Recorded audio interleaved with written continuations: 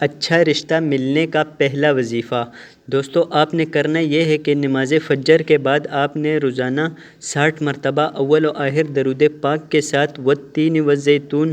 یہ جو سورہ مبارکہ ہے اس کی تلاوت آپ نے 60 مرتبہ پڑھنے کا معمول بنا لینا ہے۔ روزانہ آپ نے اس عمل کو دہرانا ہے تو انشاءاللہ عز و جل 40 دن کے اندر اندر آپ کا کام ہو جائے گا اور آپ کو ایک اچھا رشتہ مل جائے گا۔ اچھا رشتہ ملنے کا دوسرا وظیفہ، آپ نے روزانہ 7 دن تک عصر کی نماز کے بعد یا غفور اول و آخر درود پاک کے ساتھ پڑھنا ہے تو انشاءاللہ عز و جل آپ کو ایک اچھا رشتہ مل جائے گا۔ دوستو اچھا رشتہ ملنے کا تیسرا وظیفہ بھی میں آپ کو بتا دیتا ہوں، لیکن اس سے پہلے آپ سے ایک چھوٹی سی ریکویسٹ ہے، اگر آپ چینل پر نئے ہیں تو چینل کو سبسکرائب کر دیں، کیونکہ اسی طرح کے نئے نئے وظائف میں آپ کے لیے لاتا رہتا ہوں۔ اور دوستو اگر کسی اور نے کسی ایک ویڈیو میں آپ کو اس طرح 3 وظائف بتائے ہوں تو پھر بے شک آپ مت سبسکرائب کیجئے گا، لیکن اگر کسی نے نہیں بتائے ایک ویڈیو میں 3 وظائف